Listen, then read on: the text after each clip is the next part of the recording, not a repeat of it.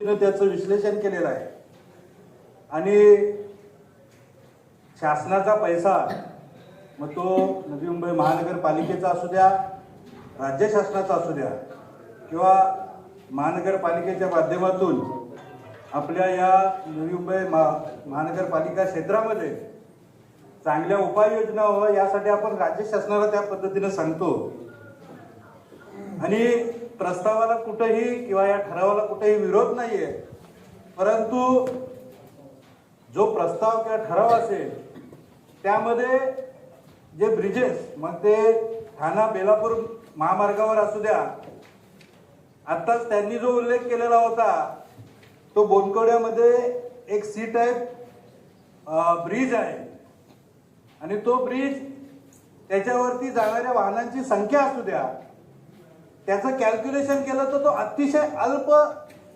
वाहनं त्याच्यावरून जातात.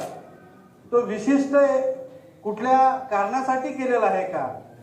आणि मला वाटतंय सन्माननीय सदस्य इतापे साहेबांनी सांगितलं की तो जो या ठिकाणचा ब्रिज आहे तिथे जाण्याची खूप संख्या फार कठीण आहे सिवूडमध्ये.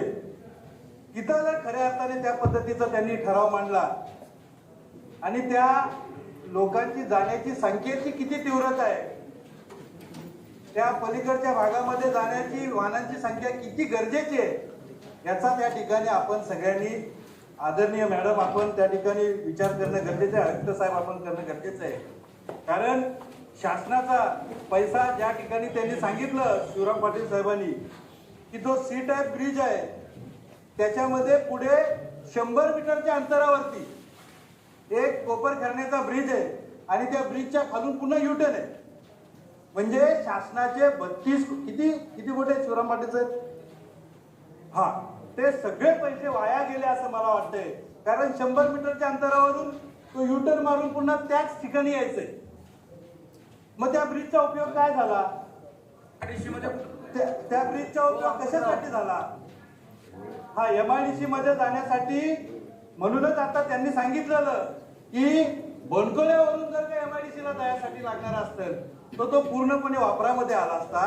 आणि अशा पद्धतीचे ब्रिज आपण नक्की कुठल्या कारणासाठी करतोय हे आपण त्या ठिकाणी तपासून घेणं गरजेचं आहे. आयुक्त साहेब आपण महापौर मॅडम यामध्ये आम्हाला एकच म्हणणं आहे की शासनाचा पैसा वैयक्तिक कारणासाठी कोणाच्या वापरू नये. तो शासनाचा पैसा योग्य ठिकाणी वापरला पाहिजे, महानगरपालिकेचा असू दे किंवा राज्य शासनाचा असू दे. तर त्या पद्धतीने सदस्य या 3 जे ब्रिज सुचवलेले आहेत ना त्याच्याविषयी बोला, बाकी गोष्टींविषयी आपण अतिशय त्या विषयावरच सांगतोय की अशा पद्धतीचा वापर नाही झाला पाहिजे. सी ब्रिजचा वापर का वैयक्तिकरित्या होतो का?